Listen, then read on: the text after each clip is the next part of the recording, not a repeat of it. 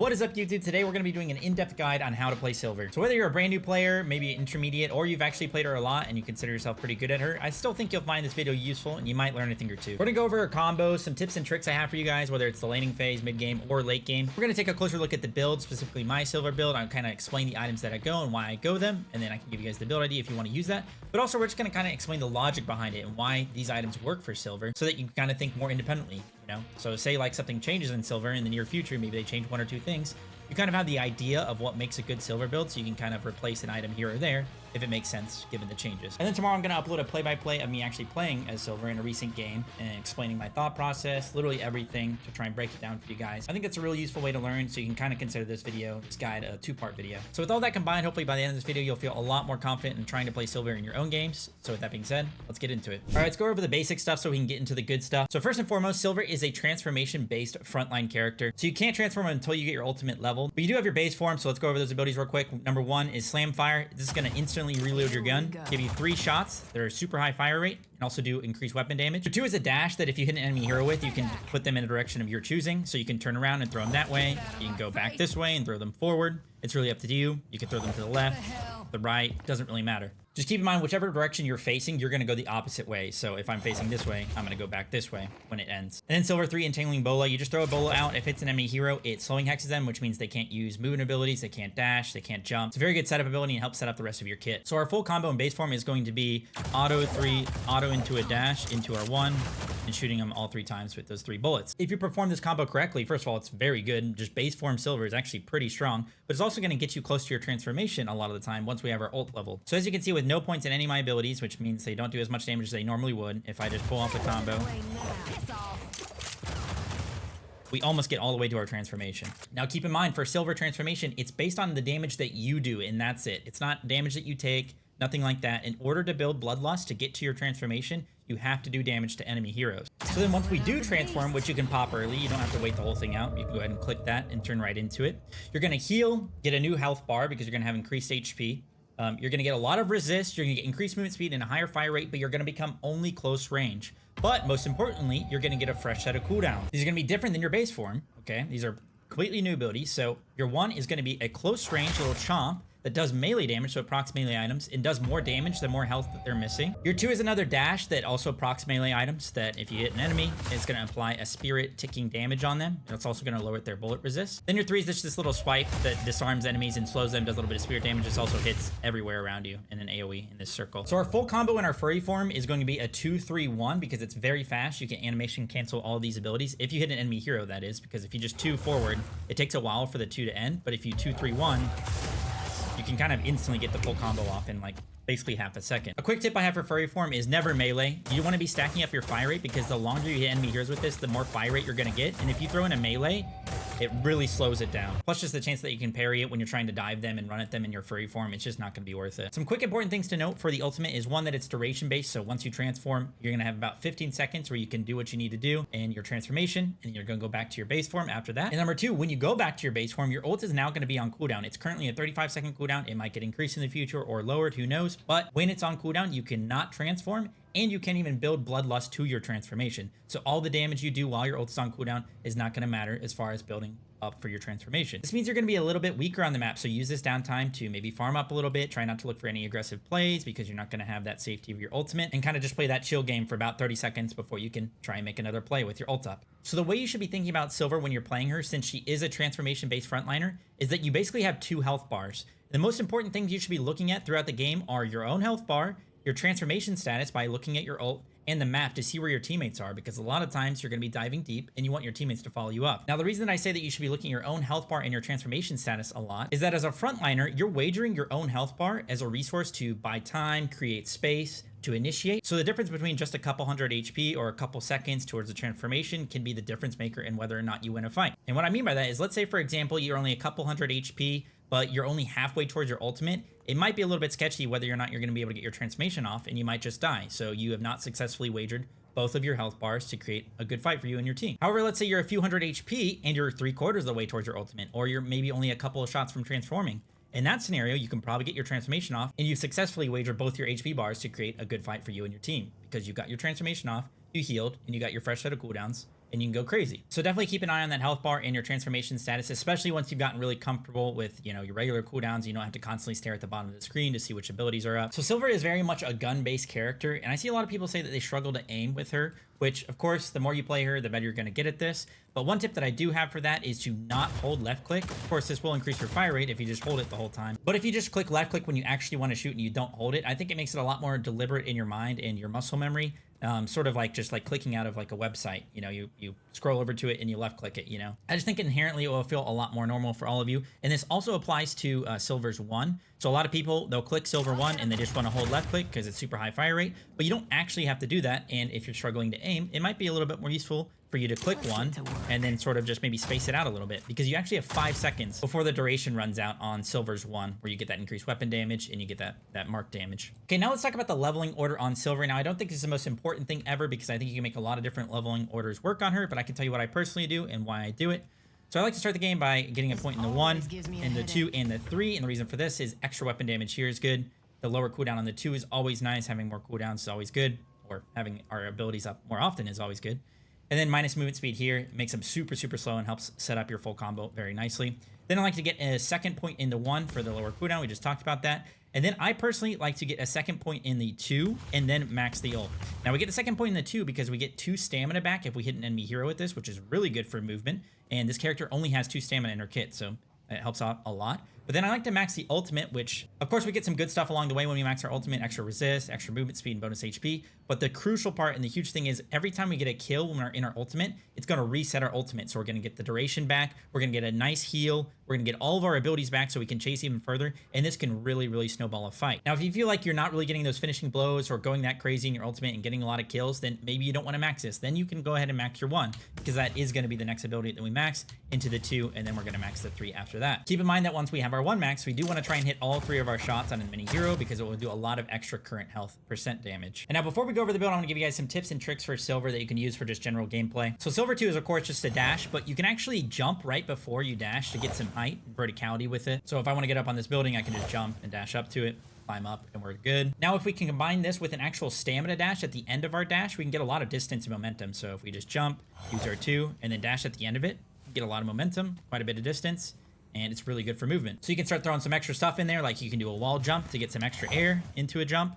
So let's say the buff is up there and I wanted to get to it. I can maybe wall jump off this, 2 into it, jump up to it, boom, right into the buff. Or I can try and gain some momentum. I can slide down this, do a wall bounce off of that, jump, dash, get some good distance. So this also applies to your furry form. Same concept. You can jump, dash, and get a lot of verticality. But what a lot of people don't know is you can wait till the end to dash, and then you're in your regular form and you can dash again. So this can give you a lot of distance, whether you're trying to chase down a kill or just trying to get away, you're trying to escape because your furry form is ending. Try and use that double dash tech to get a lot of distance. Another really important thing to note about Silver Dash is that it can actually override other movement abilities in the game. So Abrams, for example, I can 2 and he can 2 at the same time, and I'll actually stop his dash right in its tracks. The same can be said for something like an Ivy ult, actually. So if we get this Ivy to ult, we make her not follow.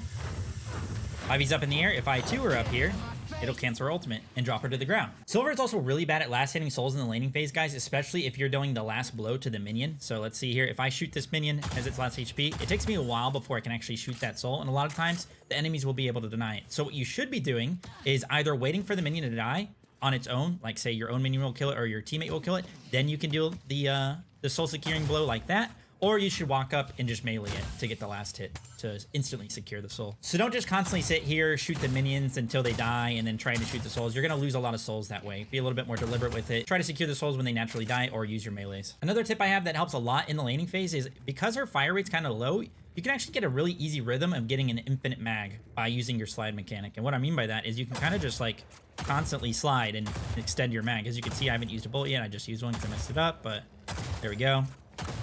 You can do this at a lot of places on the map, and it'll help a lot in the laning phase, just to extend your mag, because you only have 7 bullets. This can be especially useful when you're harassing at a tower line on an enemy that's sitting under tower. As you can see here, still haven't used a bullet yet, and we're just poking them. I know we talked about the full combo and everything, but especially when enemies are sitting under tower, don't be afraid to just use your bola to like set up some one poke. because it will slow them quite a bit and can kind of guarantee the rest of your shots. And then also, whenever you're playing silver, you should be thinking of your ultimate as basically like a better Yamato ultimate on a shorter cooldown where you can use it to make plays on the map. So whenever this bad boy is up, use it to roam around the map, force plays, force ganks, and try and make things happen, because that's how you're going to be able to snowball games and really have an effect on the game. There'll also be a lot of times where you're really close to your transformation as silver, and you can use like a light melee to get you a little bit closer and maybe finish it off so you can actually transform. Just be a little bit careful when you're doing this, because if you make it too obvious, say like you walk up to them and melee right when you reach them, a lot of times they're going to parry right at that instance. So kind of just walk up to them and shoot them, and a lot of times they'll parry, and then you can go ahead and light melee them. And sometimes, you know, if they're trying to back up, you can even get a heavy melee in, and that will really help get you towards your transformation. Now, in general, there are some light melees that you can hide inside of your animation, such as your 2 animation. I just don't personally find myself doing it all that often. And you can also do it in your furry form, but again, I don't really do it all that often, just because it can kind of be obvious and they'll parry it a lot of the time, but also because it kind of just slows down your full combo. Again, it will slow down your fire rate in your furry form, and also just slow down your full combo in your base form. Okay, now let's go over Silver's build. I'm down here in the right corner now because I didn't want to block the items. I'm gonna explain why we're going these items, but first let's talk a little bit more conceptually here. So Silver is very much a weapon-based character. A lot of her damage comes from her gun. She's also a very close range character, especially in her furry form. Almost all of her damage is up close. She's going to be in the middle of a team fight, soaking up a lot of damage, a lot of people hitting her, or also running away from her, because one of the best ways to counter Silver is just good spacing, keeping your distance from her. So there's some things we need to keep in mind. She also has multiple ways to proc melee items in her kit, because some of her abilities just proc it and they can't be parried. So those are guaranteed melee procs. She also doesn't have the best spirit scaling in the game. It's not the absolute worst, but it's also not amazing. So similar to like an Abrams or something like that, if we do end up going any spirit in our build, it's usually going to be for the utility of that or the passive, and not straight up just like the spirit power that it's giving. Like, we're never going to build extra spirit on Silver because our spirit scaling isn't great and we're more of a gun-based character. However, you might build something like Silence Wave because it does damage and it helps you charge up your ultimate. It could also silence them as you're chasing them down so they can't get away from you. Or something like a Bullet Resist Shredder, because we're buying that also for the passive and the utility of it, because we're going to be mostly bullet damage, mostly gun damage. So shredding that down can help us a lot. But I'm sort of just trying to give you guys the idea behind it. So we know that we're a close range character, proc melee items, do a lot of weapon damage, probably need to be tanky because we're going to be in the middle of everybody, and we're going to need stuff to chase people down because they're going to be running away from us a lot of the time. So with all that being said, all of our items are trying to synergize with that, or sort of support that playstyle that Silver's built for. So with my build, you can go from left to right in the early game and the mid game, and you'll be mostly fine. However, there are some decisions you'll have to make, especially in the mid game when it comes to resist, because again, you're going to be in the middle of a fight, you're going to be diving, a lot of people are going to be hitting you a lot of time, so you're going to need some resist that you can survive, because a lot of time, just by surviving longer, you're going to get more cooldowns off, you're going to be a lot more of a nuisance, and you're going to get more kills. So like I said, everything that we're building is supporting that playstyle, so let's go through it. Extra regen, we're going to be taking a lot of poke and being up close and personal in the laning phase, so regen will help a lot with that. Close quarters, almost just self-explanatory, but we're going to be up close and personal. Again, a lot of weapon damage can help with that. Also give us some melee resist if we're doing some melee battles in the laning phase or throughout the game. It'll help. Melee lifesteal, it's going to proc on our 2. It's going to proc on our 1 and our 2 in our furry form. Extra stamina because we're going to be chasing people down, using our movement a lot. We also only start the game with 2 stamina compared to other characters. And because we're going to be rushing stamina mastery for that same reason, but this will also give us our green invest with extra regen and melee lifesteal and stamina mastery. That's going to be 4,800 souls spent, and then we're going to get our green investment right then and there. Green invest is really good on Silver because you have plenty of damage. You do not need a weapon investment early game to kill people. Green invest will help it so you can stay alive longer, get your transformations off, and be very, very strong in that early to mid game. Slowing bullets is giving us some good weapon damage as well, so obviously good, but the passive is also very strong for Silver because we're going to be chasing people down who are running away from us and slowing them when we hit them. Synergizes super well. Next up, we have Point Blank and Express Shot. You can go Express Shot first if you like it, or Point Blank first, really up to you, but I would do recommend going both. Point Blank is just going to be further upgrade of close quarters, same thing that we talked about before. Express Shot is also very good on this character because it only uses 1 extra bullet, but it does a lot of extra damage, so it can help you charge up your ultimate very, very quickly when you hit your full combo. Warp Zone, again, synergizes super well with that chase them down play style. Combine that with stamina mastery, you're going to be able to blink into a fight or Warp Zone into a fight and get 30% bullet resist. It's going to make you really tanky, help you get your transformations off because a lot of people are going to be trying to gun you down as you get into a fight and you Warp Zone in. It'll help a lot. Hunter's Aura is this really good quintessential like close range melee hero type item because you're going to be in the middle of everybody. You're going to be putting this on people. You're going to be applying this aura to a lot of people, and it'll help synergize with yourself because you're going to be doing a lot of extra damage to them with your melees and your bullets. Life Strike is just the upgrade of melee lifesteal, so the same reasons as before for that, but also in the mid game, it's going to be proccing quite often. Again, it's not going to get parried because it's going to be proccing on your 1s and your 1s and your 2s, and it's going to be a lot of sustain in the mid game to keep you in fights and keep you on the map. And now our next item is going to be Unstoppable. This is our first tier 4. It's something we actually want to rush on Silver, and the reason for that is a lot of people are going to be trying to peel you when you dive in a team fight, when you get your transformation off. It's going to be a lot of stuns, a lot of knockdowns, a lot of slowing hexes, a lot of random stuff on you. Unstoppable is going to make it so you're unstoppable. However, before you get that, even maybe before you get lifesteal, a lot of times you're going to want to get a resist item, maybe one, maybe even two over here. And these are going to be your counters because you do not want to be dying in that mid game by diving too deep and having a bunch of people hitting you. So if they have a lot of spirit damage, go a spirit resist. If they have a lot of bullet damage, maybe even a bullet resist or even a metal skin, because this can buy you a lot of time.